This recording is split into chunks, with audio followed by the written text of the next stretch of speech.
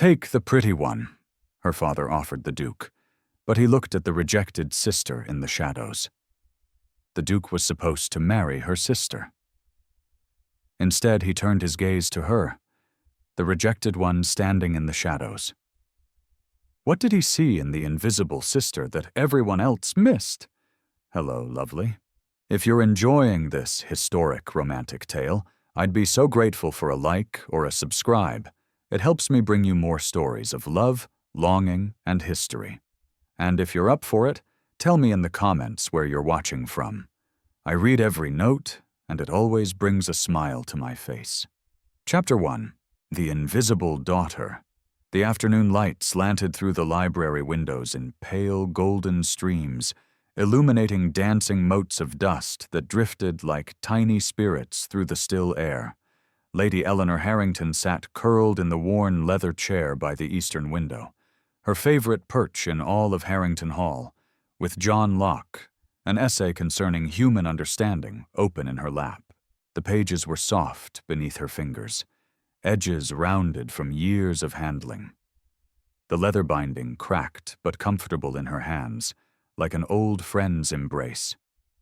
She had just reached Locke's assertion that the mind was a blank slate tabula rasa, upon which experience wrote its lessons when the sound of carriage wheels on gravel shattered the library's peaceful silence. She's returned. Lady Sophia has returned.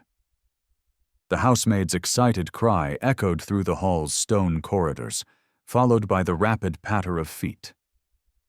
Eleanor looked up from her book, marking her place with a finger, and listened as the household stirred to life with an energy it rarely possessed these days.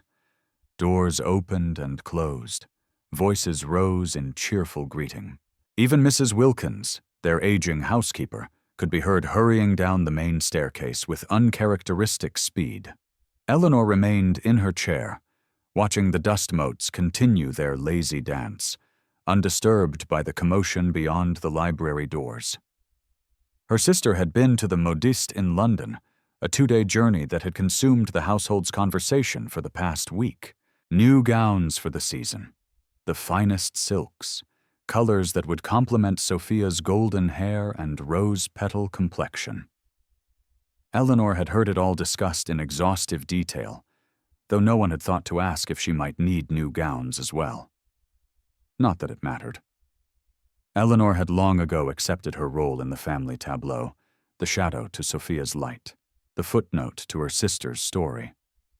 She returned her attention to Locke, but the words blurred before her eyes. Through the library's half-open door, she could hear her sister's voice, bright and musical, like bells chiming. "Oh, Mrs. Wilkins, you should see the emerald silk. The modiste said it would make my eyes look like precious gems, and the cream muslin with the embroidered roses. Father will adore it." "I'm certain. I'm sure you'll be the belle of every ball, my lady," Mrs. Wilkins replied, her voice warm with genuine affection. Eleanor closed her book quietly and rose from her chair, moving to the window that overlooked the hall's front courtyard. Below, servants were unloading trunk after trunk from the carriage, each presumably filled with finery that would make Sophia even more dazzling than nature had already rendered her. Lady Sophia Harrington stood in the center of the activity like a sun around which planets orbited, her golden hair catching the autumn light, her face animated with excitement. She was beautiful. There was no denying it. Society had proclaimed it since her debut 3 years ago, and the proclamation had only grown louder with time. Perfect features, perfect bearing, perfect charm.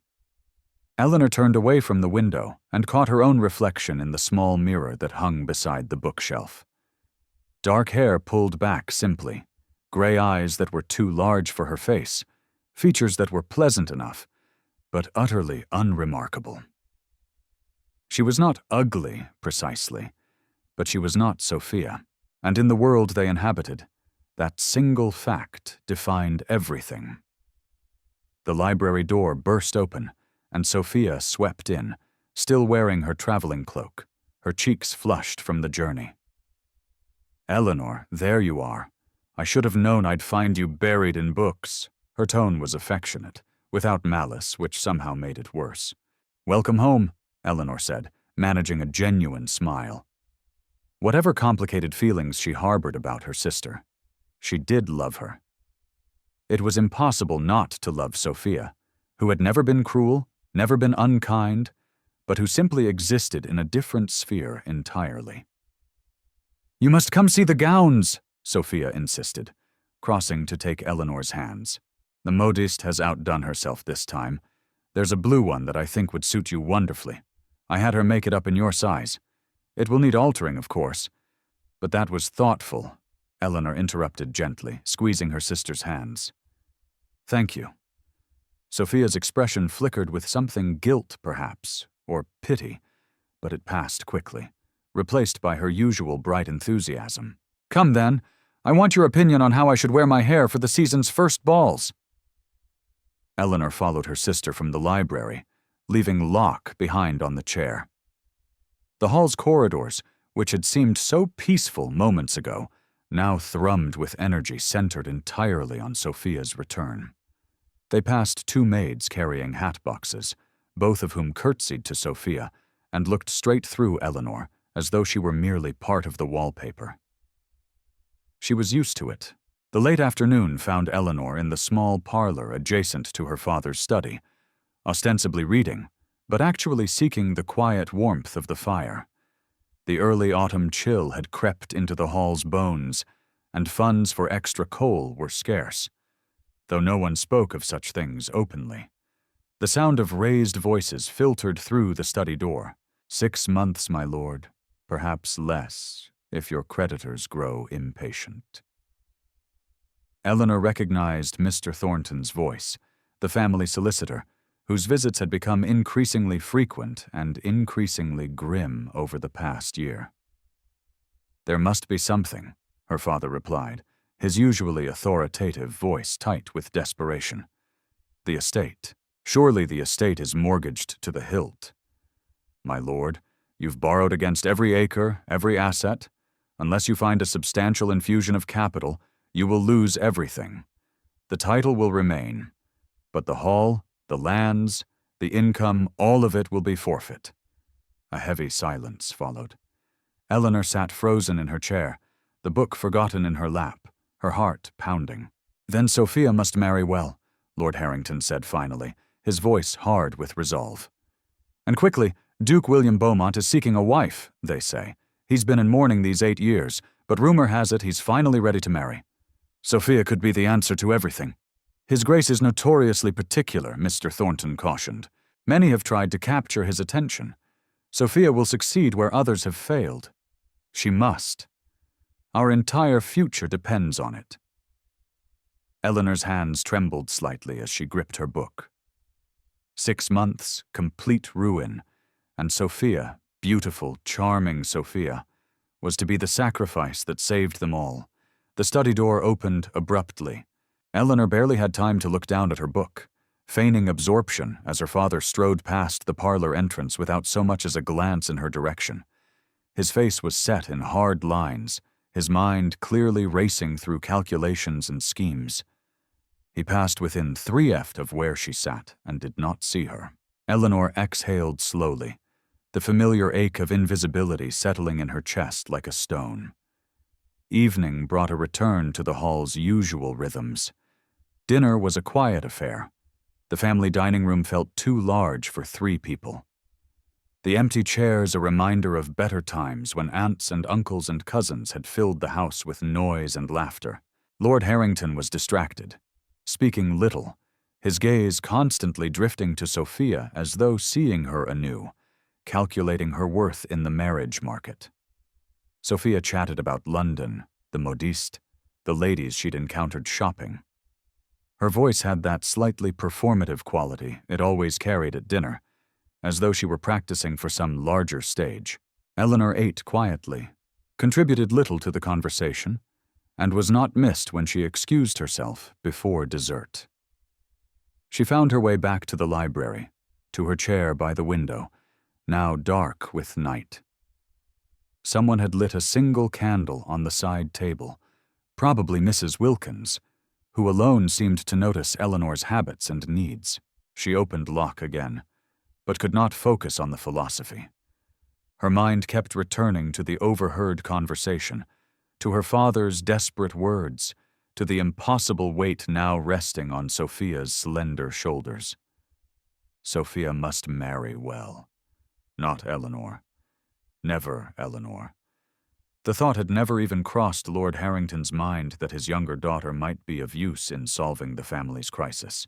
She was simply too inconsequential, too easily forgotten. Eleanor had spent 22 years as a shadow in her own home, drifting through rooms without causing a ripple, existing in the margins of her family story. She loved them. She loved her father despite his blindness, loved Sophia despite the complicated tangle of affection and envy that bound them together. But the loneliness of perpetual invisibility had carved a hollow space inside her that no amount of books could fill. The sound of hoofbeats on gravel drew her attention to the window. A messenger on horseback, riding fast despite the darkness.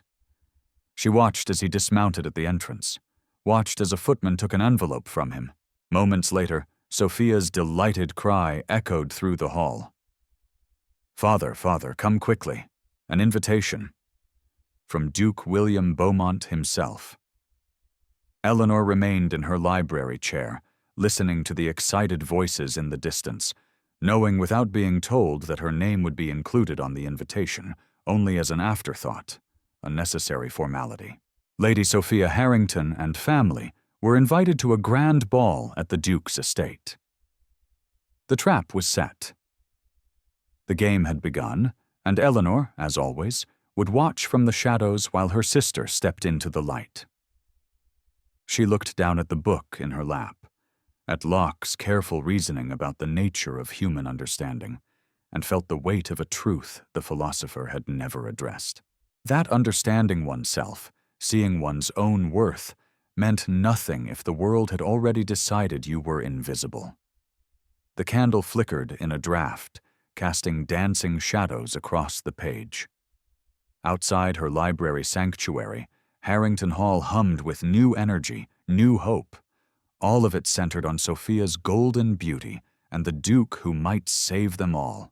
And Eleanor, alone with her books and her thoughts, allowed herself one moment of selfish longing, wondering what it might feel like to be seen, truly seen, by someone who looked past the surface to the person beneath.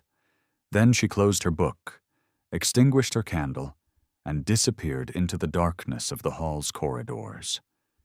A ghost in her own home. Chapter 2. The arrangement. The week that followed the Duke's invitation transformed Harrington Hall into a hive of frenzied activity. Seamstresses arrived at dawn and worked by candlelight into the evening, their needles flashing as they adjusted hems and took in seams, the scent of lavender sachets mixed with the sharper smell of new fabric. And everywhere Eleanor turned, she encountered bolts of silk, scattered pins, and harried servants rushing from room to room. All of it centered on Sophia. The morning room had been converted into a fitting chamber, where Sophia stood on a raised platform like a statue being sculpted. Turning this way and that, as Madame Laurent, the modiste, fussed over the drape of emerald silk. "The neckline must be perfect, my lady," Madame Laurent muttered through a mouthful of pins. "His Grace will notice every detail." Eleanor watched from the doorway, unnoticed as usual, as her sister stood perfectly still, her arms extended while two assistants adjusted the sleeves. Sophia's face was serene, almost blank, the expression she wore when she retreated into herself, becoming the beautiful object everyone required her to be. Lady Eleanor. Eleanor turned to find Madame Laurent's youngest assistant, a girl barely 16, holding a dress of pale gray muslin. "For you, my lady, for the fitting." The dress was simple, almost severe in its lack of ornamentation. Eleanor recognized it as the afterthought. It was made up quickly from leftover fabric, designed to ensure she would blend seamlessly into the wallpaper of whatever ballroom she occupied. The fitting took less than 10 minutes. No one fussed over the drape of her hem or worried whether the neckline flattered her complexion. The assistant marked a few adjustments with chalk, nodded, and moved on to more important tasks. Eleanor caught her reflection in the standing mirror as she changed back into her day dress. In the gray gown, she looked like a ghost, pale, insubstantial, easily overlooked, which was, she supposed, exactly the point. Lord Harrington had converted his study into a training ground of sorts. Eleanor passed by one afternoon to find him coaching Sophia on the art of conversation, pacing before her like a general preparing his troops for battle. You must be charming, but not forward, interested but not desperate. You must laugh at his jests, but not too loudly. You must, Father, please. Sophia interrupted, a rare edge to her voice. I understand what is required. Do you? Lord Harrington stopped his pacing, fixing his elder daughter with an intense stare. Do you truly understand what hangs in the balance? You are the solution to all our problems, my dear. The Duke is our salvation. You cannot, you must not fail us. Eleanor, standing unnoticed in the doorway, watched her sister's shoulders tighten, watched the way Sophia's hands clenched in her lap before she forced them to relax, to settle gracefully, perfectly. I will not fail you, Father, Sophia said quietly, her voice stripped of its usual music. Lord Harrington nodded, satisfied, and returned to his pacing, listing all the ways Sophia must present herself to capture a duke's attention. Eleanor slipped away before either of them noticed her presence. The weight of expectations settling over Sophia was almost visible, like dust accumulating on a shelf, layer upon layer until the original surface disappeared beneath it. That night, Eleanor was reading by candlelight in her chamber when a soft knock sounded at her door. Come in, she called, surprised. No one knocked at her door after dark. Sophia entered, still in her dressing gown, her golden hair loose around her shoulders. In the flickering candlelight, she looked younger, less polished, almost fragile. I couldn't sleep, Sophia said, hovering near the door, as though uncertain of her welcome. Eleanor set aside her book and gestured to the chair beside her bed. Sit with me. Sophia crossed the room and sank into the chair, drawing her knees up beneath her like a child seeking comfort. For a long moment, neither sister spoke. Do you ever feel like a thing rather than a person? Sophia asked finally, her voice barely above a whisper. Eleanor's breath caught. It was the most honest question her sister had ever asked her. Yes, Eleanor answered simply. Every day, Sophia looked at her then, really looked at her, and Eleanor saw something raw and desperate in her sister's eyes. But before Eleanor could reach out, before she could offer comfort or solidarity, Sophia's expression shuttered. The mask slipped back into place. Beautiful, serene, untouchable. I should let you sleep, Sophia said, rising abruptly. The week ahead will be exhausting. She was gone before Eleanor could find words to call her back, leaving only the faint scent of rose water and the echo of a vulnerability too frightening to examine. Eleanor stared at the closed door for a long time before returning to her book, though the words swam meaninglessly before her eyes. The library became Eleanor's refuge from the chaos consuming the hall. While seamstresses sewed and dancing masters taught Sophia the latest steps, Eleanor buried herself in research. She told herself she was simply curious, but truthfully she was starving for any scrap of information about the man who had become the center of their household's desperate hopes, Duke William Beaumont. The name appeared in various books and periodicals scattered throughout her father's collection. She pieced together a portrait from fragments. Born in 1785, inherited the dukedom at 23 when his father died suddenly. By all accounts, a serious young man, scholarly with progressive views that occasionally raised eyebrows among the more conservative members of the peerage. And then the tragedy that had defined him. 8 years ago, the woman he loved, Lady Victoria Langley, had died in a riding accident. The Duke had retreated from society, becoming something of a recluse, managing his estates with capable efficiency, but attending no balls, hosting no parties, living in what the gossip columns called splendid isolation, until now, until he had decided finally to seek a wife. Eleanor found a political pamphlet tucked between 2 books on agricultural reform. She almost missed it, but the Duke's name on the cover caught her eye. On the Necessity of Educational Reform by William Beaumont, Duke of Ravenswood. She opened it carefully and began to read. The arguments were cogent, passionate, radical. The Duke advocated for broader access to education, including, and Eleanor's pulse quickened as she read Classical Education for Women. He quoted Mary Wollstonecraft. He argued that denying half the population access to learning was not only unjust, but economically foolish. A mind is not determined by the body that houses it. He wrote, "To assume women incapable of serious thought is to arm our society with willful ignorance." Eleanor read the pamphlet 3 times, committing whole passages to memory.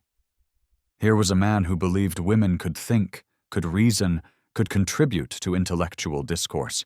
A man who saw minds rather than merely faces.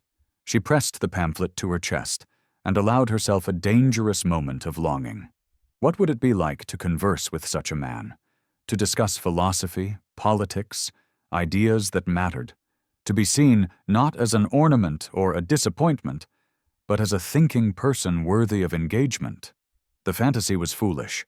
She knew the Duke would see what everyone else saw. Beautiful Sophia, the obvious choice, the perfect Duchess. And Eleanor would remain invisible as always. She returned the pamphlet to its shelf and extinguished her candle, but sleep was long in coming. The day before the ball, Eleanor found her father in the corridor outside his study. She had a question about which wrap would be appropriate for evening, a small thing hardly worth mentioning, but she had no one else to ask. "Father, might I?" "Not now, Eleanor."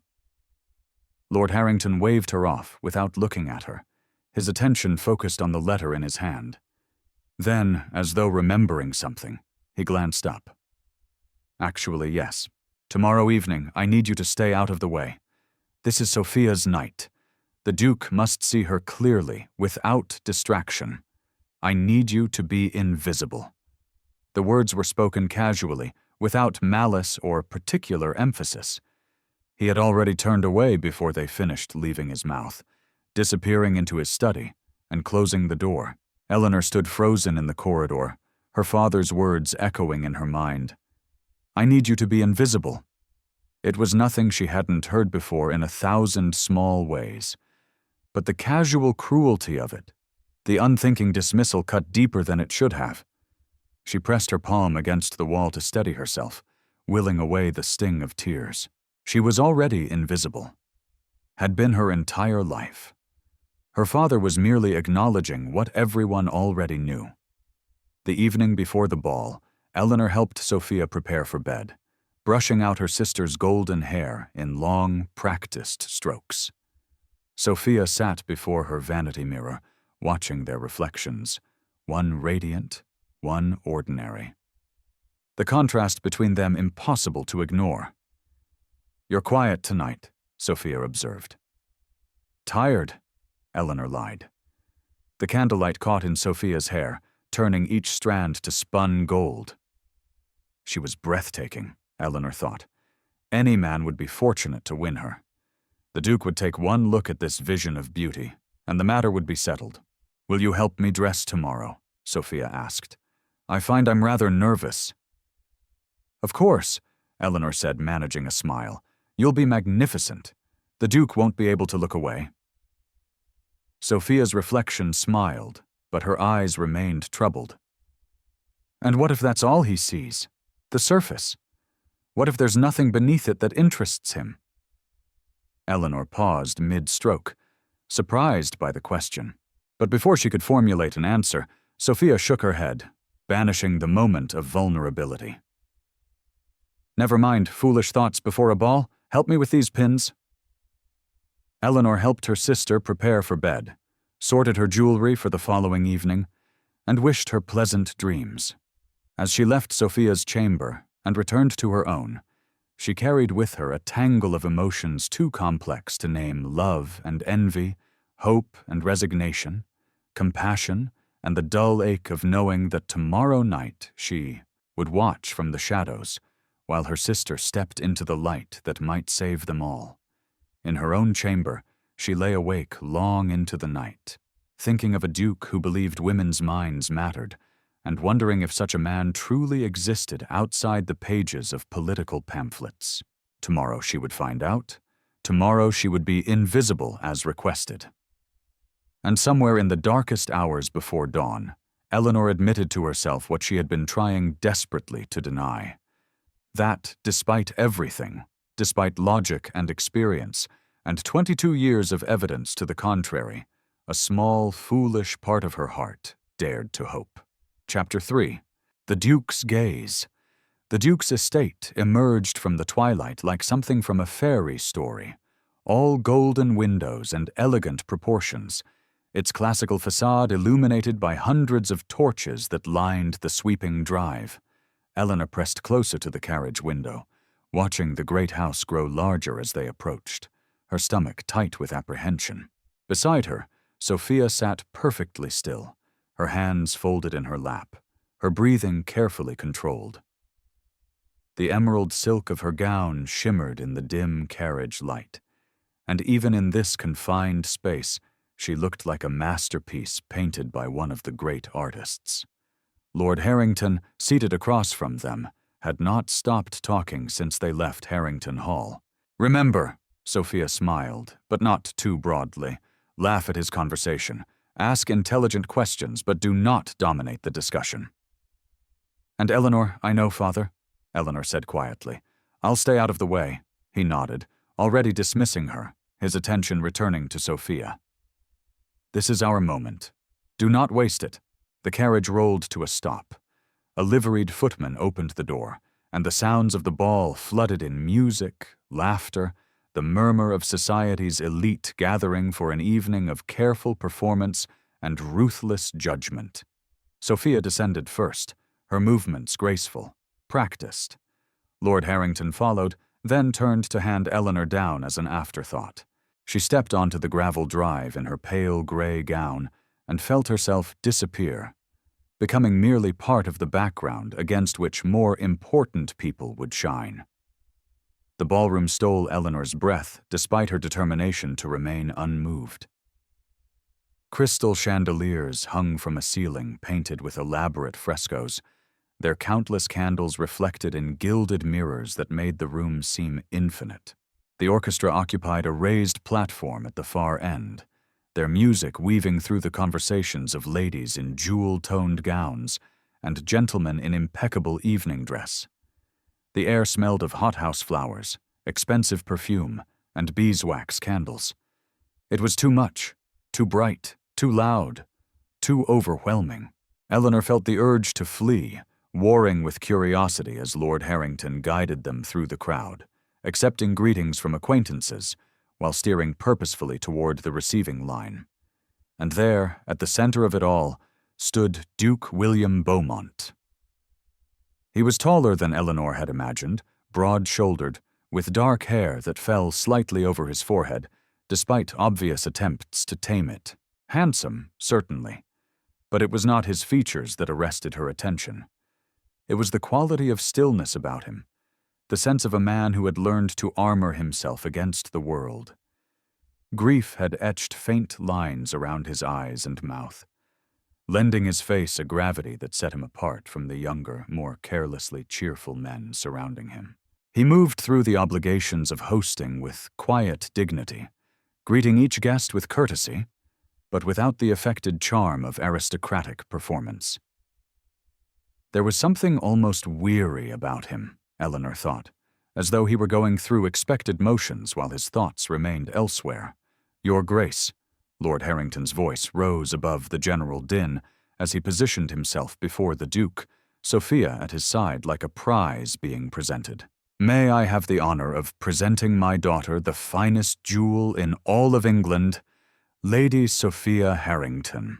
Sophia curtsied perfectly, her golden hair catching the candlelight, her smile luminous. Eleanor, standing slightly behind and to the side, watched the Duke's expression carefully. He bowed, said something appropriate, asked Sophia to dance. Society watched approvingly as the Duke led Sophia to the floor for a waltz. Lord Harrington beamed with satisfaction. Eleanor felt her heart sink with the inevitability of it all. Beautiful Sophia and the handsome Duke. The perfect match, the expected outcome. She slipped away while her father's attention was focused on the dancing couple, moving through the crowd with the ease of someone accustomed to being overlooked. The press of bodies made her anxious, the noise overwhelming, and she found herself gravitating toward the quieter edge of the ballroom. A wall of floor-to-ceiling bookcases occupied one end of the room, a curious choice for a ballroom, but Eleanor blessed whoever had designed it. She approached the shelves like a drowning person, reaching for solid ground. The books were real, not merely decorative. She ran her fingers along the spines, finding comfort in their familiar solidity. Philosophy, political theory, poetry, a collection that spoke of genuine intellectual curiosity rather than mere status. Her hands stopped on a slim volume bound in dark blue leather, A Vindication of the Rights of Woman by Mary Wollstonecraft. Eleanor pulled it from the shelf, her heart quickening. She had read it twice, had memorized whole passages, had found in Wollstonecraft's fierce arguments a validation of thoughts she'd barely dared articulate. To find it here in a Duke's ballroom seemed almost miraculous. She opened it carefully, finding the dedication page, then the beginning of the introduction. The words were old friends welcoming her home. Wollstonecraft, a bold choice for a ball. The voice came from directly beside her, low, cultured, tinged with something that might have been amusement. Eleanor's head snapped up, the book nearly slipping from her hands. The Duke stood not 3 feet away, watching her with an expression she couldn't quite decipher. "Your Grace, Eleanor stammered, feeling heat flood her cheeks. "I apologize, I shouldn't have." "Why not?" he interrupted gently. "They're here to be read, not merely displayed." She stared at him, confusion warring with embarrassment. The dance had ended. He should be with Sophia with her father, securing the arrangement everyone expected. Instead, he stood before Eleanor in her invisible gray gown, looking at her as though she were actually worth seeing. "Have you read it?" he asked, nodding toward the book. "Yes," Eleanor managed. "What did you think?" The question was genuine, his attention fully focused on her in a way that made her feel exposed and strangely exhilarated. I think Eleanor paused, gathering her thoughts, feeling herself slip into the familiar comfort of ideas rather than awkward social performance. I think she argues persuasively that denying women education does not protect their virtue, but rather ensures their dependence. That treating women as decorative objects rather than thinking beings diminishes both the women themselves and the society that constrains them. The Duke's expression shifted, something lighting in his eyes that hadn't been there during his dance with Sophia. "You disagree with her critics, then, those who claim she advocates for unwomanly behavior?" "Her critics confuse independence with impropriety," Eleanor said, warming to the subject, forgetting her nervousness. "They cannot imagine a woman who thinks and remains virtuous, as though the two qualities were somehow incompatible. But surely virtue grounded in genuine understanding is stronger than virtue maintained through ignorance." For the first time since she'd observed him that evening, the Duke smiled, not the polite expression he'd worn while greeting guests, but something genuine, reaching his eyes and softening the grief-carved lines of his face. "Victoria used to carry that very volume," he said quietly. "She would quote whole passages at dinner parties, much to the horror of the more conventional guests. Victoria, Lady Victoria Langley, the woman he'd loved and lost." "I'm sorry," Eleanor said softly. "I didn't mean to. Please don't apologize." The Duke's voice was firm, but not unkind. "It's been 8 years since anyone spoke to me about ideas rather than condolences. I find I've missed it." Eleanor looked up at him, truly looked at him, and saw past the title and the tragedy to the person beneath, someone intelligent, weary of superficiality, hungry for genuine connection. "Your pamphlet on educational reform," she said before she could stop herself. "I read it. I thought your arguments about access to classical education were particularly compelling." His eyebrows rose. "You've read my pamphlet?" "I read everything I can find," Eleanor admitted. "My father's library is limited, but I make do." "And what do you think of your Grace?" Lord Harrington's voice cut through the moment like a blade. Eleanor stepped back instinctively as her father materialized beside them, his expression hovering between confusion and alarm. Sophia stood slightly behind him, her perfect composure showing the first hairline cracks of uncertainty. "Forgive me, Your Grace," Lord Harrington said, his smile strained. "My younger daughter has a habit of wandering. I hope she hasn't troubled you. Lady Sophia was just mentioning how much she enjoyed your dance." "Not at all," the Duke said, his tone courteous but distant. The warmth that had animated his face during conversation with Eleanor had shuttered, replaced by the polite mask of aristocratic obligation. Lady Eleanor and I were discussing literature, a refreshing conversation. He turned back to Eleanor, and for a moment their eyes met. Something passed between them. Recognition, perhaps, or possibility, or the beginning of understanding. "I hope we might continue our discussion another time, Lady Eleanor," he said quietly. Then he bowed, acknowledged Sophia and Lord Harrington with appropriate courtesy, and moved away to greet other guests, leaving Eleanor standing breathless and confused beside the bookcase. Lord Harrington turned on her the moment the Duke was out of earshot. "What did you say to him?" he hissed. "You were supposed to stay invisible, not I did nothing, Father," Eleanor said, still holding Wollstonecraft's book. "He approached me. Well, see that it doesn't happen again. Sophia is the one he should be noticing." He took Sophia's arm and steered her away, already planning his next approach. Eleanor remained by the bookcases, carefully returning the blue volume to its place on the shelf. Her hands trembled slightly. The Duke's words echoed in her mind. "I hope we might continue our discussion another time." Across the ballroom, she caught sight of him speaking with an elderly couple, performing his duties as host with quiet efficiency. But once, just once, his gaze swept back across the room and found her standing by the books. Their eyes met for a heartbeat. Then he looked away. Eleanor pressed her palm against the bookshelf, steadying herself against the strange electric feeling coursing through her. For the first time in her life, someone had looked at her, truly looked at her, and seen not an invisible shadow, but a person worth knowing.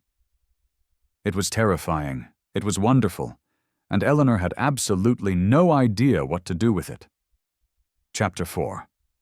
The Calling. The morning after the ball, Eleanor woke to the sound of her father's voice echoing through the hall's corridors. "He's calling this afternoon. The Duke himself, Mrs. Wilkins, we must prepare the drawing room immediately. Sophia, you must wear the cream muslin. No, the rose silk. It brings out your complexion." Eleanor lay in bed, listening to the household erupt into joyful chaos, and tried to convince herself that the previous evening had meant nothing. The Duke had been polite, curious perhaps, but the conversation by the bookcase had been a momentary aberration, a brief distraction, before he returned to the serious business of courting Sophia. That was the natural order of things. That was how the world worked. She rose and dressed in a simple morning gown of pale blue, then made her way to the breakfast room where she found Sophia already seated, pushing eggs around her plate without eating. "Congratulations," Eleanor said quietly, taking her seat. "Father seems certain the Duke is coming to declare himself. Arsenios." Sophia looked up, her expression unreadable. "Does he?" Before Eleanor could respond, Lord Harrington swept into the room, already dressed for receiving callers despite the early hour. "Sophia, you must eat something. You look pale, Eleanor." He paused, seeming to notice her for the first time. "Yes, well, you may join us in the drawing room when the Duke arrives. It would be odd if you weren't present." How generous, Eleanor thought, but kept the bitterness from her face. The Duke arrived precisely at 3 corked, as proper calling hours dictated. Eleanor sat in the corner of the drawing room, a book open in her lap that she wasn't reading, while Sophia occupied the place of honor on the sofa nearest the fireplace. Lord Harrington hovered near the door, barely containing his excitement. When the Duke entered, he carried a bouquet of late-season roses, their petals just beginning to fade at the edges. He presented them to Sophia with appropriate courtesy, inquired after her health, commented on the pleasant weather, all perfectly correct, all utterly distant. Then his gaze found Eleanor in her corner. "Lady Eleanor," he said, crossing to where she sat. "What are you reading?" She held up the book, a volume of Voltaire's philosophical essays that she'd discovered in her father's library. "Ambitious reading for an afternoon," the Duke observed, and she could have sworn she saw amusement in his eyes. "I find Voltaire's arguments about tolerance particularly relevant," Eleanor said before she could stop herself, "though I disagree with some of his conclusions about natural philosophy." "Do you?" The Duke settled into the chair beside her corner, his attention entirely focused on her response. "In what way?" And just like that, they were deep in conversation about empiricism and rationalism, about the limits of human reason, about whether true knowledge could exist independent of experience. Across the room, Sophia sat with the roses in her lap, watching. Lord Harrington frowned, uncertain how to redirect the Duke's attention without appearing rude. The visit lasted the appropriate 30 minutes. When the Duke took his leave, he bowed to Sophia, thanked Lord Harrington for his hospitality, and told Eleanor he looked forward to continuing their discussion.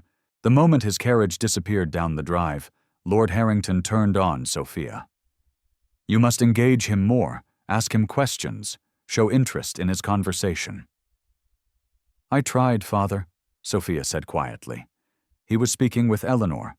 "Then you must speak louder, be more charming." Eleanor left the room before she could hear more.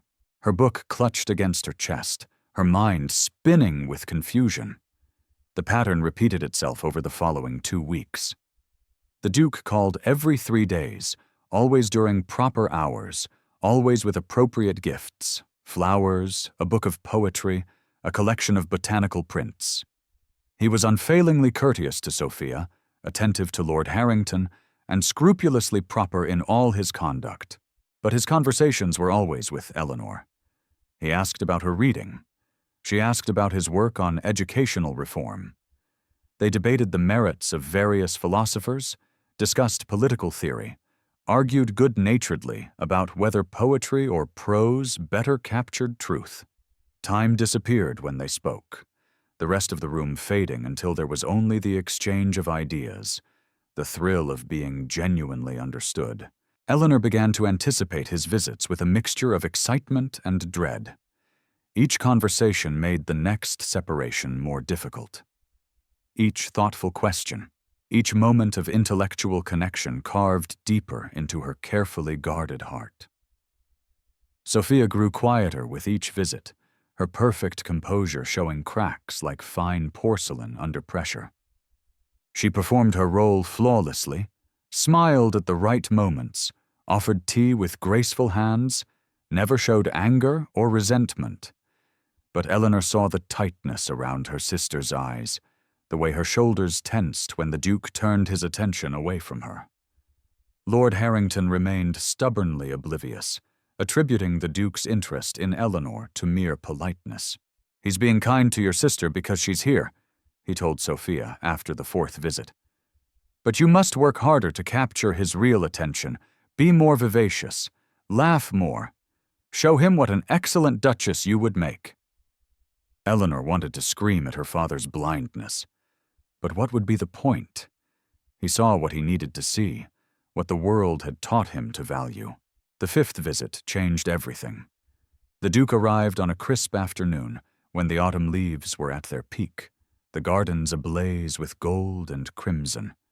After the usual pleasantries in the drawing room, he made an unexpected request. "The day is remarkably fine," he said, addressing Lord Harrington. "Might I impose upon your hospitality and request a walk in your gardens?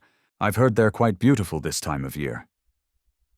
Lord Harrington nearly fell over himself, agreeing. "Of course." "Your Grace, Sophia, accompany the Duke."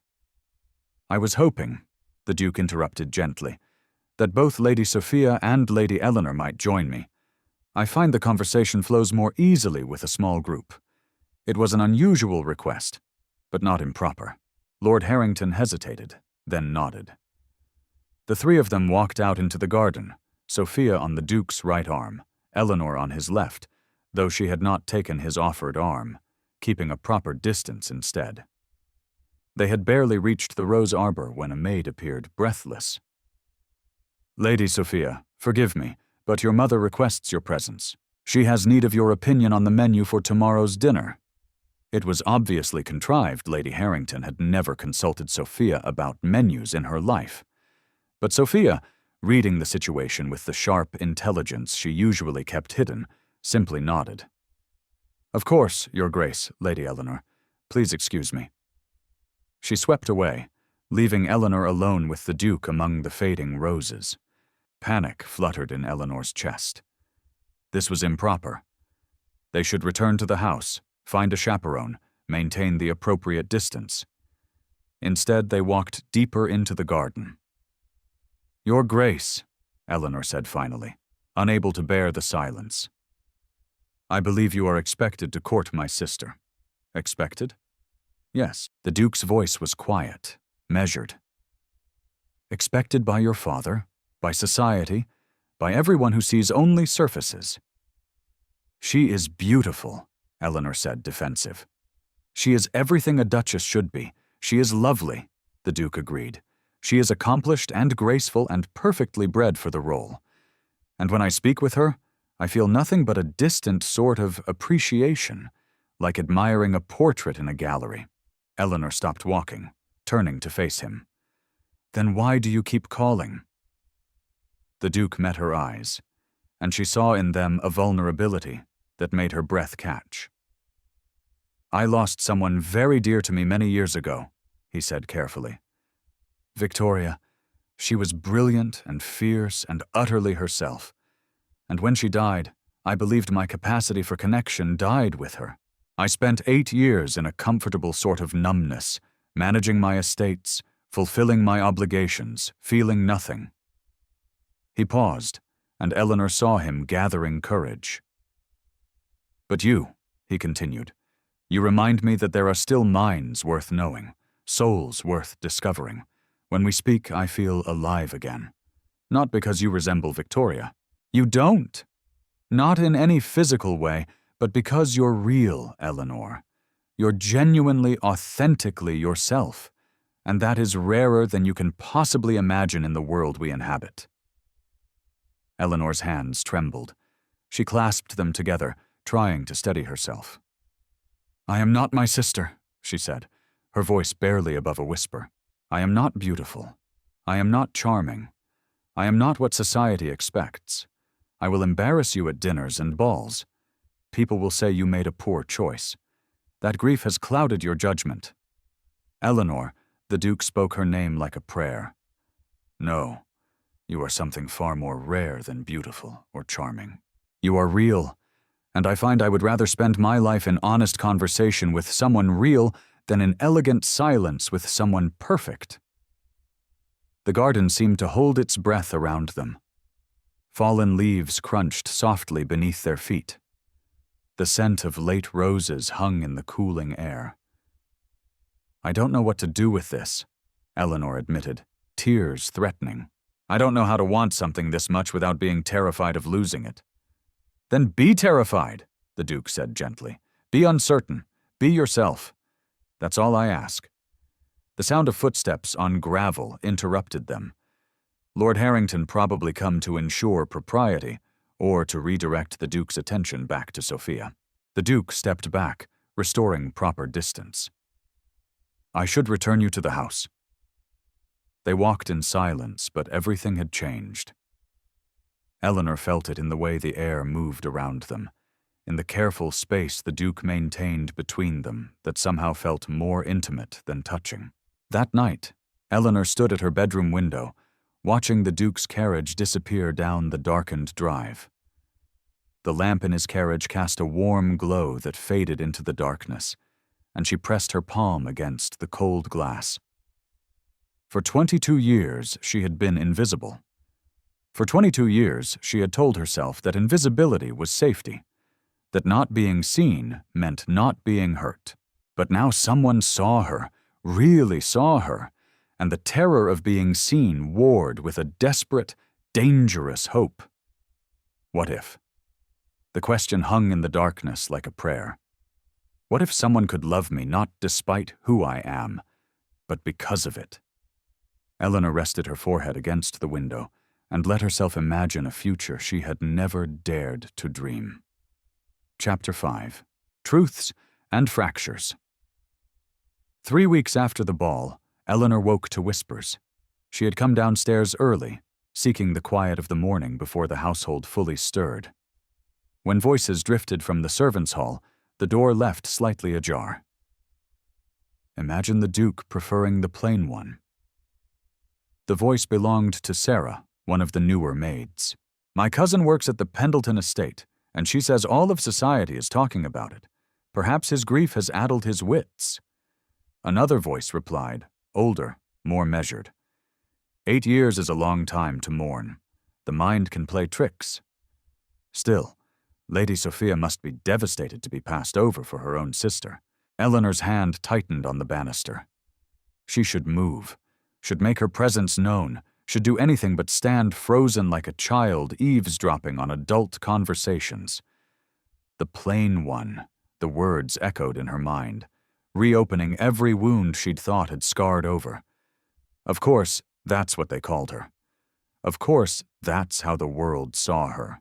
Not as Eleanor, not as a person with thoughts and feelings, but as the plain one, defined entirely by what she lacked in comparison to Sophia and the Duke's interest, explained away as madness, as grief-induced delusion, not as genuine attraction or intellectual connection, but as something wrong with him.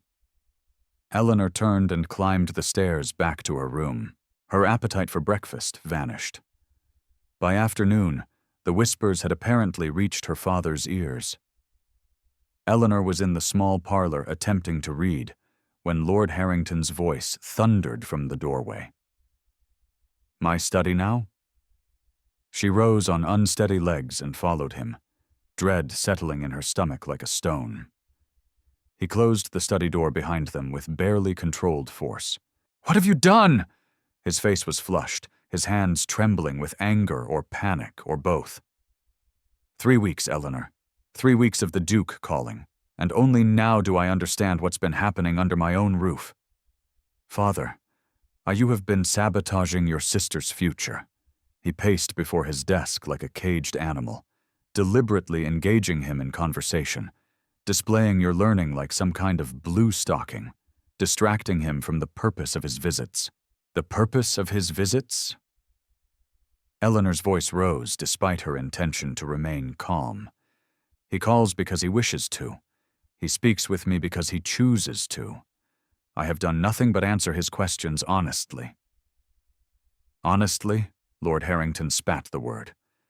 You will cease these intellectual displays immediately. When the Duke calls, you will remain silent.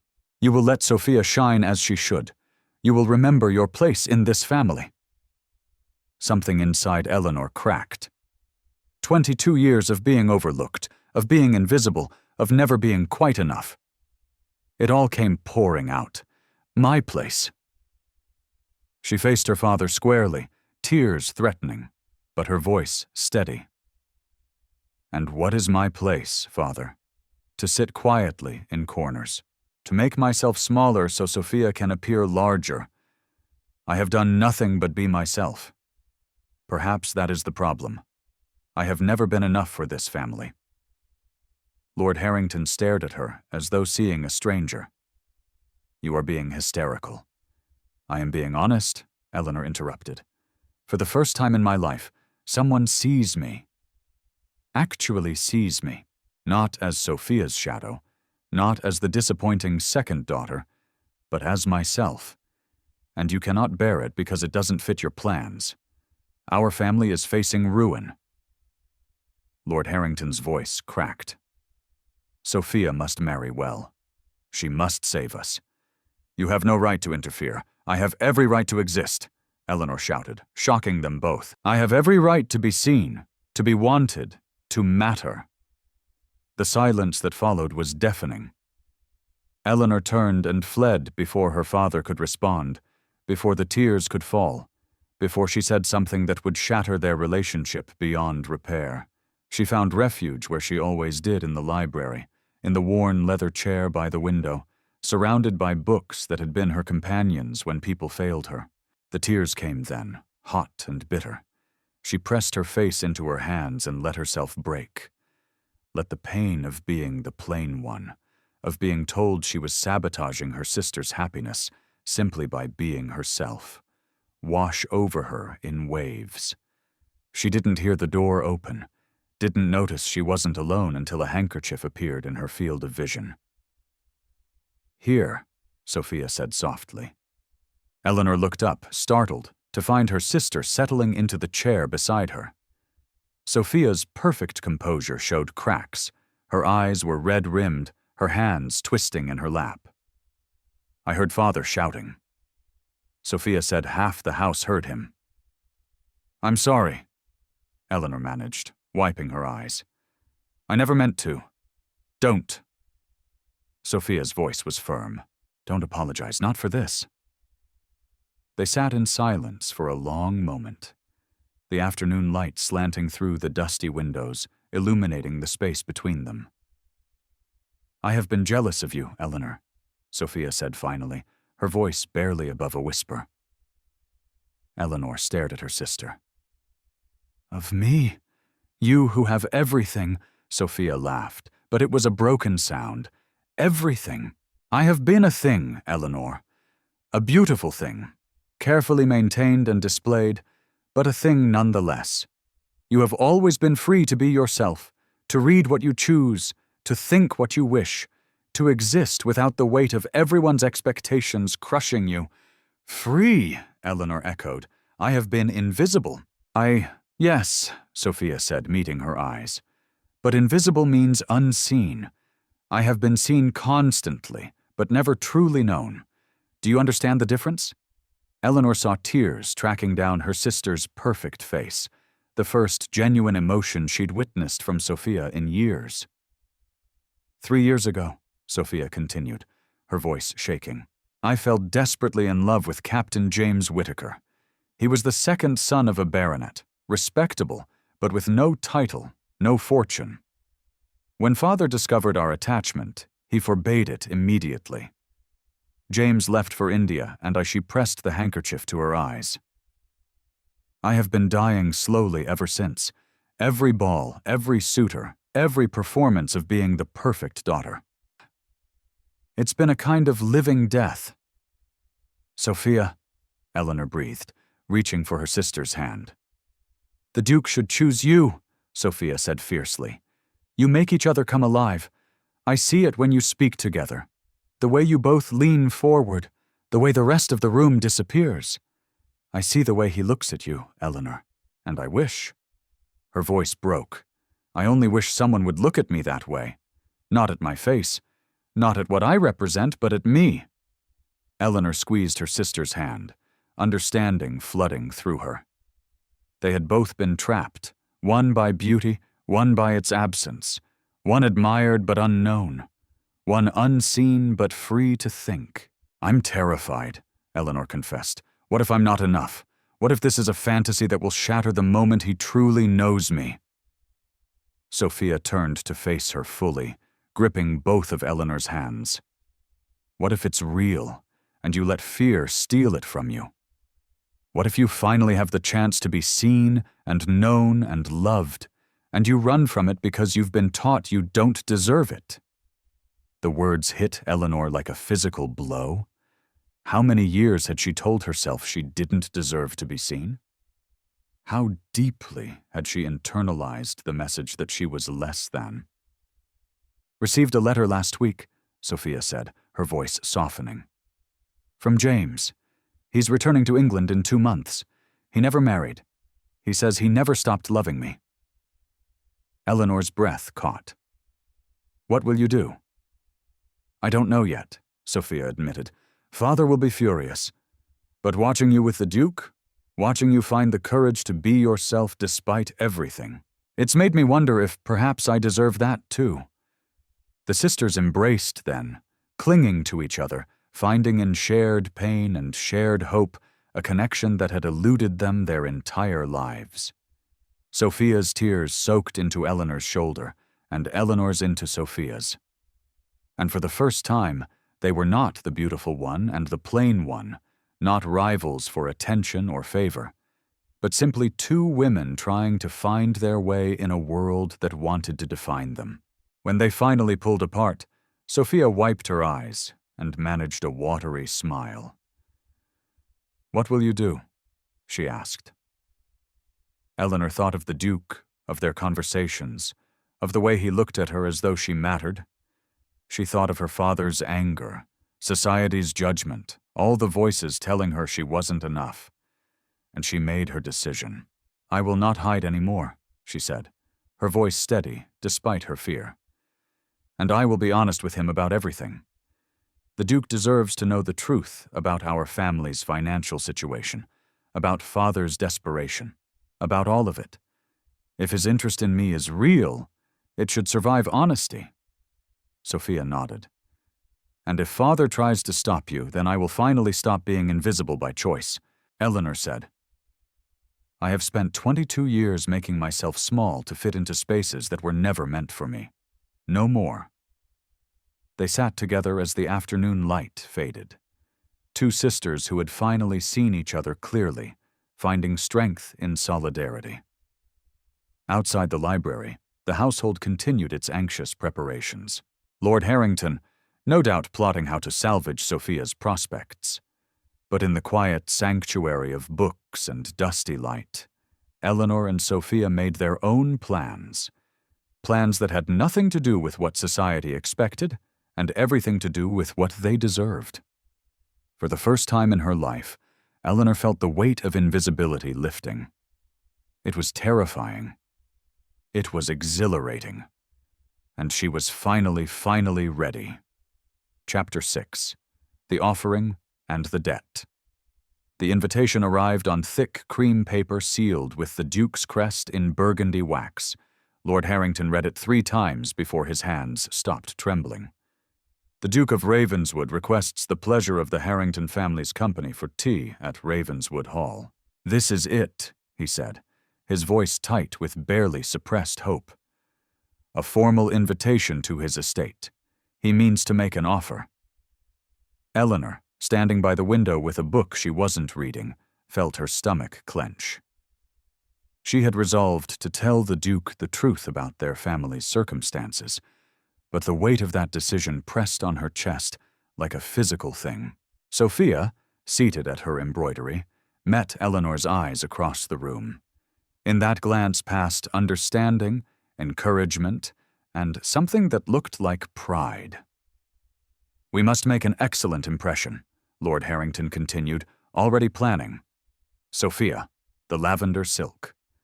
Eleanor, he paused, seeming to truly look at her for the first time in days. "Wear something appropriate." Eleanor nodded, her throat too tight for words. Ravenswood Hall in daylight was even more magnificent than it had been on the night of the ball. The autumn sun gilded the classical facade, and the formal gardens stretched in geometric perfection toward distant woods ablaze with color. They were received in a drawing room that spoke of wealth deployed with taste rather than ostentation. Wedgwood blue walls, furniture upholstered in cream damask, paintings that were genuine masterpieces rather than mere decoration. A tea service of delicate porcelain waited on a low table, and through the tall windows, the gardens beckoned. The Duke greeted them with his characteristic quiet courtesy, but his eyes found Eleanor immediately and held there a moment longer than propriety strictly allowed. "Thank you for accepting my invitation," he said, gesturing for them to be seated. "I hope the journey wasn't too taxing." Lord Harrington launched into effusive gratitude, his nervousness making him verbose. Sophia sat perfectly still, her hands folded in her lap, her expression serene. Eleanor perched on the edge of her chair, her heart hammering against her ribs. Tea was poured, pleasantries were exchanged. The Duke asked after their comfort, commented on the unusually fine weather, mentioned an upcoming exhibition at the Royal Academy. All perfectly normal, all utterly surreal. Then the Duke set down his cup and turned to Lord Harrington. "Sir, I wonder if I might request a private word with Lady Eleanor. There is a matter I wish to discuss with her." The silence that followed was deafening. Lord Harrington's cup rattled slightly in its saucer. Sophia's eyes widened fractionally before her composure reasserted itself. "Your Grace, that would be highly irregular," Lord Harrington managed. "I am aware," the Duke said calmly. "Nevertheless, I ask your permission. It wasn't really a request, not from a Duke." Lord Harrington swallowed hard and nodded. The Duke rose and offered Eleanor his hand. She took it, feeling the warmth of his palm through her glove, and followed him from the drawing room. His study was magnificent, a cathedral to learning. Books lined every wall from floor to ceiling, their leather spines gleaming in the autumn light that streamed through windows overlooking the gardens. The scent of leather and paper and old wood filled the air, and Eleanor felt something in her chest loosen despite her anxiety. "Your library," she breathed.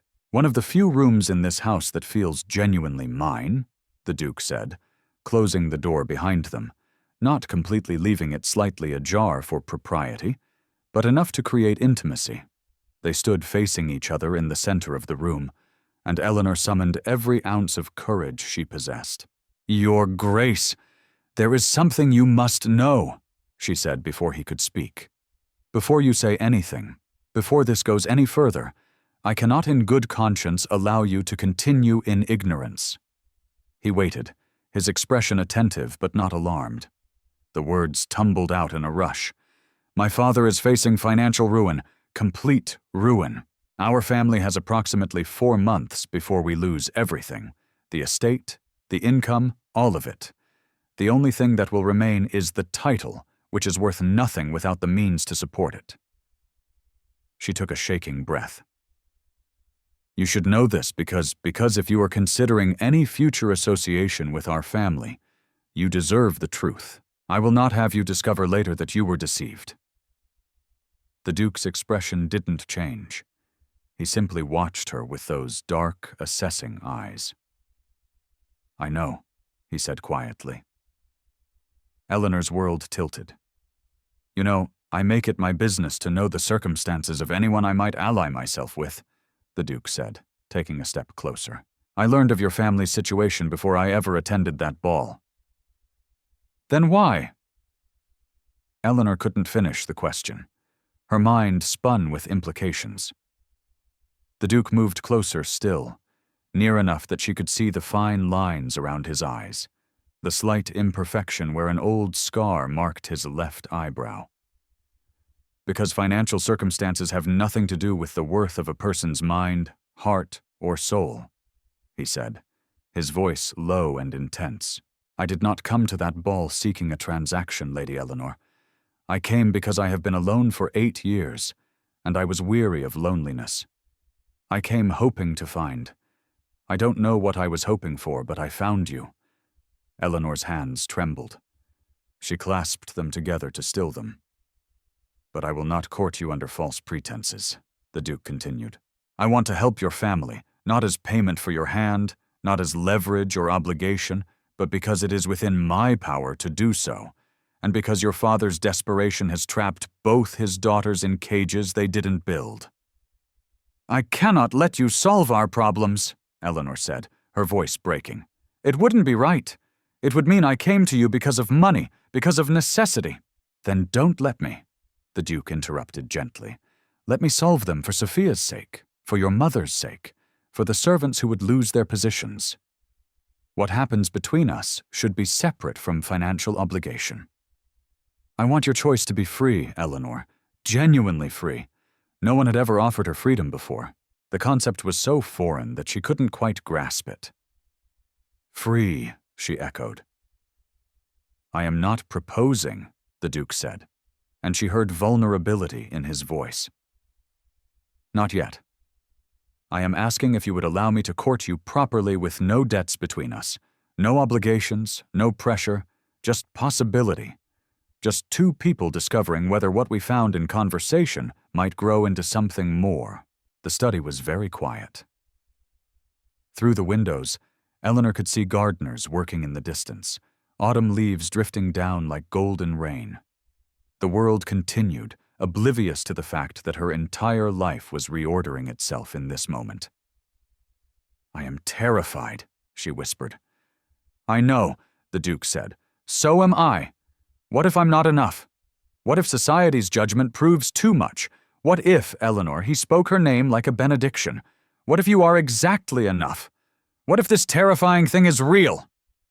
She looked up into his face and saw her own fear reflected there, her own desperate hope. And she understood then that vulnerability was not weakness. It was the only honest foundation on which anything real could be built. Yes, she said. I am terrified. But yes, the Duke's expression transformed relief and joy, and something deeper that made her breath catch.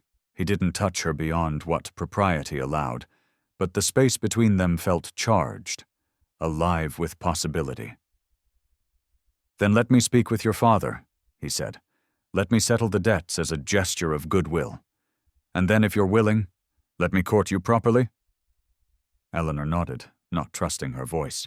They returned to the drawing room where Lord Harrington and Sophia waited in tense silence. The Duke resumed his seat and finished his tea, speaking of inconsequential things before requesting a private word with Lord Harrington in his study. Eleanor watched them go, then met Sophia's questioning gaze. He knows Eleanor mouthed about everything. Sophia's eyes widened, but before she could respond, the men returned. Lord Harrington's face was pale, his expression stunned. We should take our leave, he said, his voice unsteady. Your grace, your generosity is, I cannot adequately express. The Duke bowed. I am pleased to be of service. As they prepared to depart, the Duke caught Eleanor's hand briefly. A touch so fleeting it might have been accidental, but his eyes held hers. I will call on Thursday, he said quietly, if that would be acceptable. Yes, Eleanor managed. That would be acceptable. The carriage ride home passed in near silence. Lord Harrington stared out the window, his mind clearly racing. Sophia held Eleanor's hand, squeezing gently. That evening, as Eleanor prepared for bed, she heard footsteps in the corridor outside her room. They paused at her door. She waited, holding her breath, but no knock came. After a long moment, the footsteps retreated. Lord Harrington had stood outside his younger daughter's door, the daughter he had overlooked and dismissed, the daughter who had accomplished what his perfect daughter could not. and found himself unable to speak, unable to apologize, unable to acknowledge, unable to reconcile the Eleanor he had always ignored with the Eleanor who had captured a duke's genuine affection. His reckoning was not yet complete. But in her room, Eleanor stood at the window, looking out at the star-scattered sky, and felt the weight of invisibility finally completely lifting. She was seen. She was chosen. She was free! And the terror of it was matched only by the exhilarating, breathtaking joy. Chapter 7. Society's Judgment.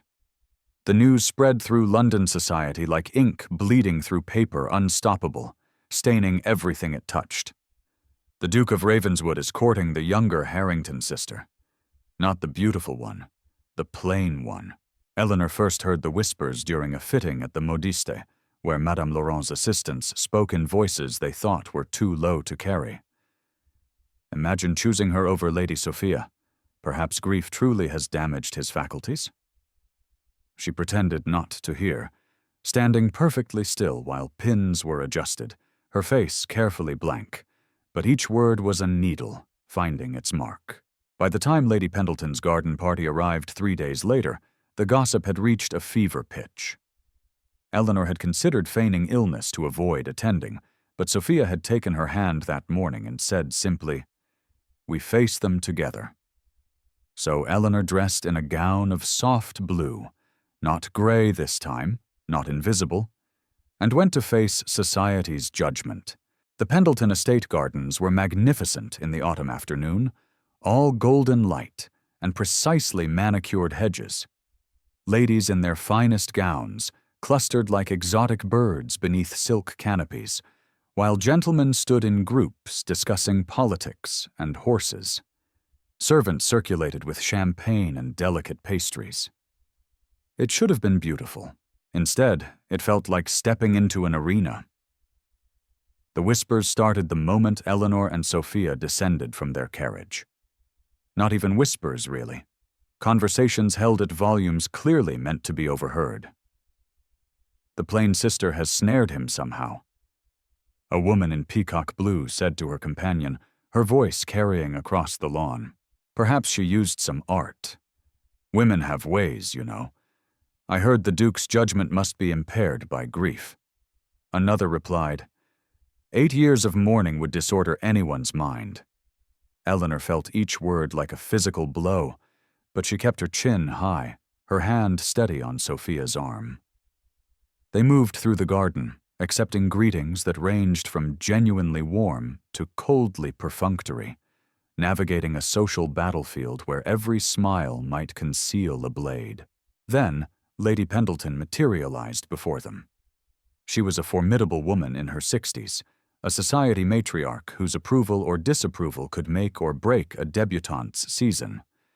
Her steel-gray gown matched her eyes, and her expression combined pity with something sharper. "Lady Eleanor," she said, her voice honey-sweet and venomous. "Might I have a word? It wasn't really a request." Sophia's hand tightened on Eleanor's arm, but Eleanor gently extracted herself and followed Lady Pendleton to a slightly more private corner of the garden. "My dear," Lady Pendleton began, her tone suggesting she was bestowing great wisdom, "I feel it is my duty to speak plainly to you. This attachment between yourself and the Duke, it is quite unfortunate." "Unfortunate?" Eleanor repeated, her voice carefully neutral. "You must know you are quite out of your depth," Lady Pendleton continued, her eyes cold despite her sympathetic expression. "The Duke requires a wife who can represent his position with grace and beauty, someone who can shine at state dinners, who can navigate the highest circles of society without embarrassment. Surely, you see, you are not suited to such a role." The words were delivered with surgical precision, designed to cut through whatever fragile confidence Eleanor had built. And they worked. Eleanor felt her carefully constructed composure cracking, felt the old familiar shame rising like a tide.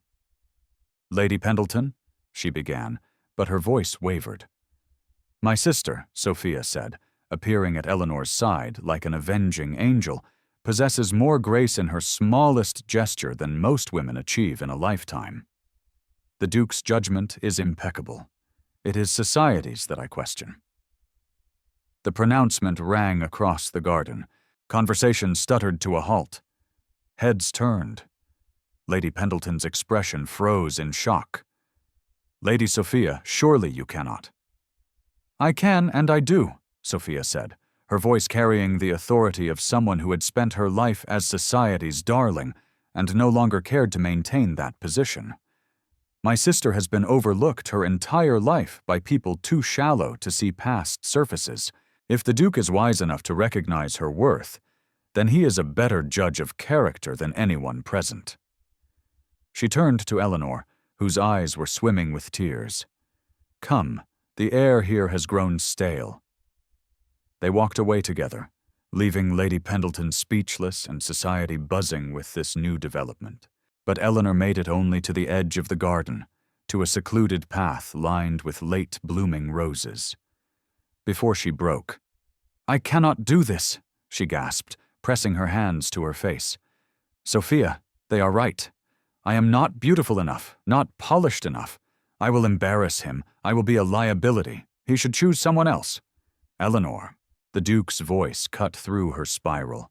She looked up to find him standing a few feet away, his expression concerned, intense.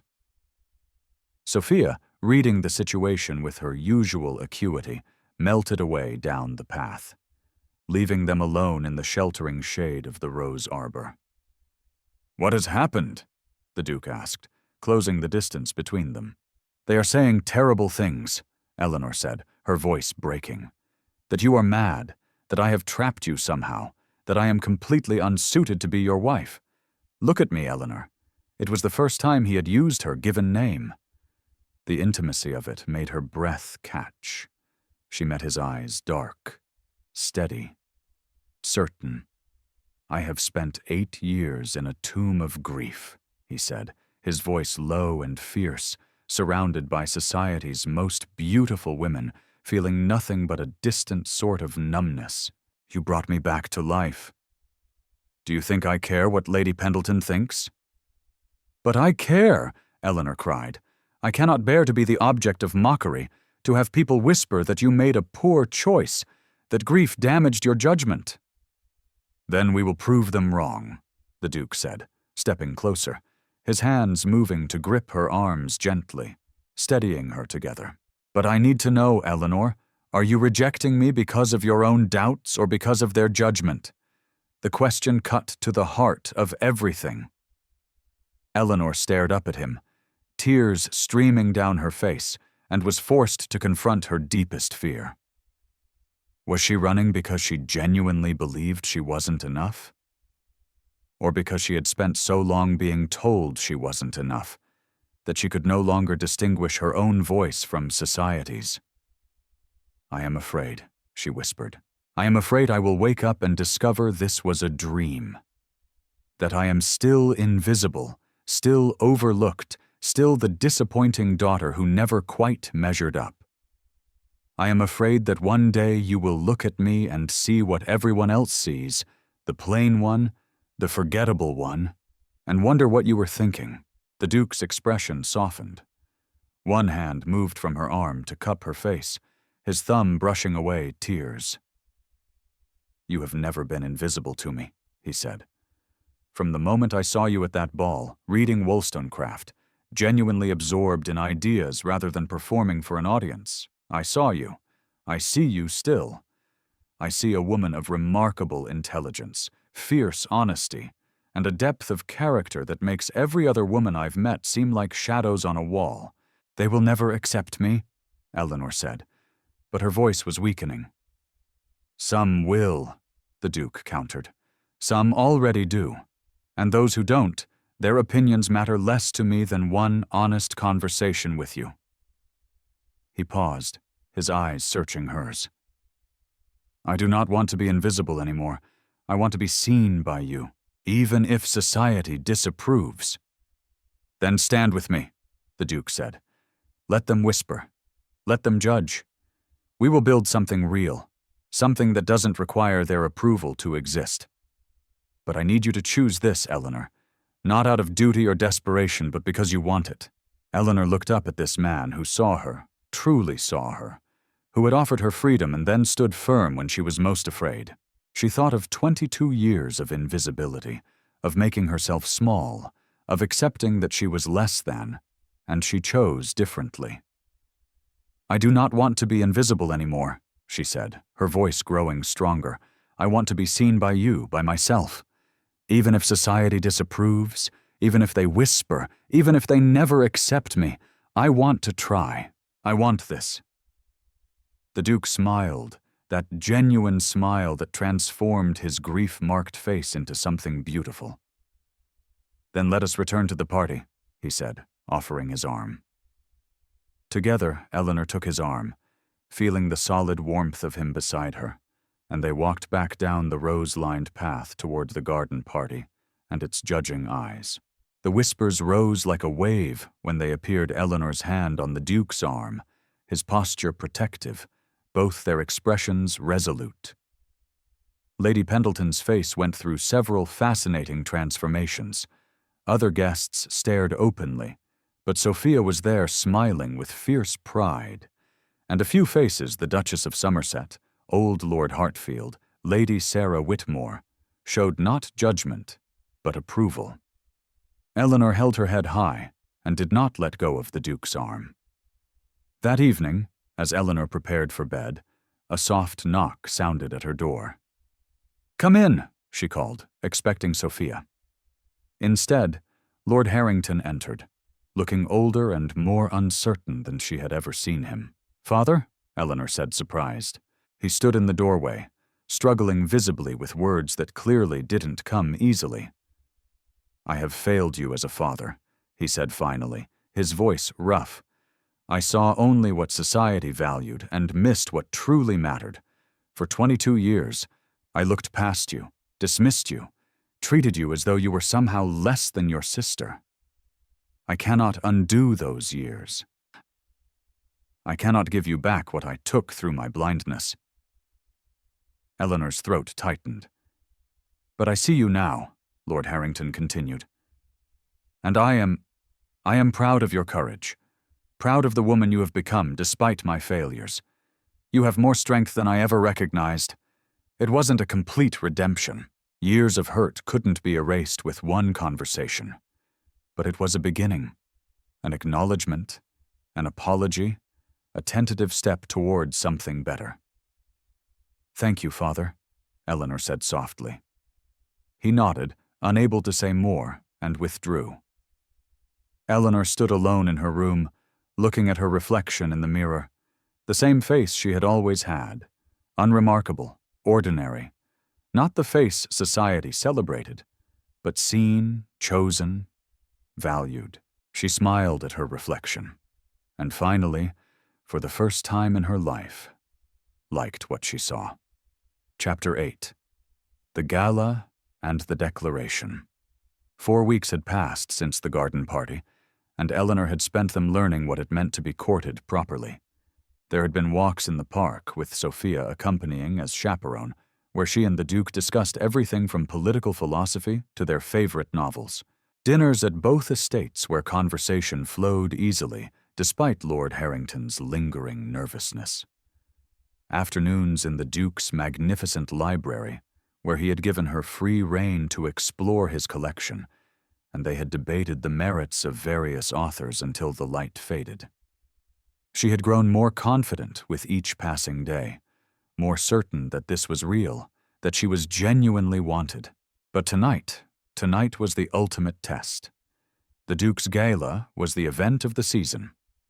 Every person of consequence in London society would be there, watching, judging, waiting to see what the Duke would do. Eleanor stood before her mirror as Sophia fastened the last button on her gown, deep sapphire silk that they had chosen together. Elegant and understated, honoring Eleanor's own style rather than trying to compete with conventional beauty. "You look magnificent," Sophia said, stepping back to admire her work. Not because of the gown, though it's lovely. Because you look like yourself. Confident, ready. Eleanor met her sister's eyes in the mirror. I'm terrified. Ahem. Good, Sophia said, smiling. That means it matters. A knock at the door interrupted them. Lord Harrington's voice, tentative. The carriage is ready when you are. In the month since his halting apology, her father had been carefully, awkwardly trying to repair what he had broken. He asked about her reading now. He looked at her when he spoke. It wasn't enough to erase 22 years, but it was something. We're coming, Father, Eleanor called. Sophia squeezed her hand. Tonight you step fully into the light. No more shadows. Eleanor took a deep breath and nodded. Ravenswood Hall blazed with light, every window golden, the drive lined with torches that turned the approaching carriages into a procession of fire. The sound of music and laughter drifted across the grounds, and Eleanor felt her heart hammering against her ribs. The weight of hundreds of eyes found her the moment she entered the ballroom. She had expected it, had prepared for it, but the reality still stole her breath. Society's elite turned to observe the Harrington family's entrance, conversations pausing mid-sentence, fans stilling mid-flutter. The whispers began immediately. Not cruel now, but curious, speculative. The Duke's choice, the plain sister, the one who somehow captured him. Then the Duke was there, crossing the ballroom with purpose, his eyes finding Eleanor immediately as though everyone else had ceased to exist. Lady Eleanor, he said, bowing formally. Lady Sophia, Lord Harrington, welcome. His greeting was proper, appropriate, but his gaze held Eleanor's a moment longer than strictly necessary, and she saw in his eyes everything he couldn't say in public. You're here? You came? You're magnificent. The evening progressed in a blur of introductions and conversations. Eleanor navigated the social waters with growing confidence, no longer trying to disappear into corners. Some guests remained cool, disapproving. Others were curious, asking thoughtful questions, genuinely interested in this woman who had captured the Duke's heart. A few were openly supportive. The Duchess of Somerset, ancient, formidable, respected by all, approached Eleanor during a lull in conversation. My dear, she said, her voice carrying the authority of 8 decades of navigating society. I have watched the Duke for 8 years. I knew his Victoria, wonderful girl, taken far too soon. I have watched him grieve, watched him withdraw, watched countless beautiful women try and fail to breach his defenses. Eleanor held her breath. You have given him back his life, the Duchess continued. Anyone who cannot see your value is a fool. I expect you to call on me next week. We have much to discuss. It was an endorsement, a public declaration of approval from one of society's most influential figures. Eleanor felt something tight in her chest loosen. Thank you, Your Grace, she managed. The Duchess patted her arm. Stand firm, child. You're stronger than you know. The moment came as the clock struck 10. The Duke crossed the ballroom, the crowd parting before him, and stopped in front of Eleanor. The music had paused between sets. The entire room fell silent. Lady Eleanor, he said, his voice carrying in the sudden quiet, would you do me the honor of this dance? It was the question everyone had been waiting for. Eleanor's hand trembled slightly as she placed it in his. Yes, she said clearly, I would be honored. The orchestra began a waltz, something sweeping and romantic that filled the ballroom with sound. But as the Duke led Eleanor onto the floor, as his hand settled at her waist and hers on his shoulder, the music faded to background noise. The world narrowed to just the two of them. They moved together, turning in perfect synchronization, and Eleanor forgot to be nervous, forgot the watching eyes, forgot everything except the man before her. I see you, Lady Eleanor, the Duke said quietly. His voice meant only for her. Not as the sister in the shadows, but as yourself, as the woman who challenged me, who made me want to live again, who brought light back into my carefully guarded heart. Eleanor felt tears threatening, but kept them at bay through sheer will. "I have spent my life invisible," she said, finding her voice, finding her courage. "But you taught me that I was not invisible. I was simply waiting to be seen by the right eyes." The Duke's expression softened, transformed. "Will you marry me, Eleanor?" he asked, the words carrying the weight of everything they had built together. "Will you stand beside me, not as an ornament, but as a partner? Will you challenge me, debate with me, build a life of substance with me?" The ballroom seemed to hold its breath. Eleanor looked up at this man who saw her, truly saw her, who had offered her not just love, but freedom, partnership, genuine equality. "Yes," she said, her voice clear and certain, no longer afraid. "I choose myself, and I choose you." The Duke smiled that genuine transformative smile and produced a ring from his pocket, simple, elegant, with a sapphire the exact color of her gown set in delicate gold. He slipped it onto her finger as they continued to dance, and the ballroom erupted. Applause thundered through the space, even from those who had disapproved, even from those who had whispered cruel things, because the Duke's happiness was undeniable. Eleanor's courage was evident, and love, when it was this real, was impossible to dismiss. They finished the dance as an engaged couple, and Eleanor felt like she was floating. Then, as the music ended, and they stepped apart, a commotion rippled through the crowd near the entrance. A man stood there, tall, sun-bronzed, dressed in traveling clothes that spoke of hasty arrival. His eyes swept the ballroom and locked immediately on one person, Sophia. Captain James Whittaker had come home. Eleanor watched her sister's face transform, every carefully maintained mask shattering to reveal pure, overwhelming joy. Sophia moved across the ballroom like a woman in a dream, and the captain met her halfway, taking her hands, saying something Eleanor couldn't hear, but could read in every line of his body. "I never stopped loving you." The Duke leaned close to Eleanor. "I tracked him down 3 weeks ago," he whispered, sent a letter explaining the situation. "He was already booking passage home when my letter arrived. He'd been planning to return for months, gathering the courage to win her back." Eleanor looked up at her fiancé with wonder. "You did this?" "Every love story deserves a chance," he said simply. Across the room, Lord Harrington watched both his daughters, one newly engaged to a duke, one reunited with her lost love, and Eleanor saw understanding finally dawn on his face, the cost of his blindness, the years wasted trying to force his daughters into shapes that didn't fit them, the happiness he had nearly destroyed through narrow vision. He met Eleanor's eyes across the ballroom and nodded. Not forgiveness earned, but acknowledgement given.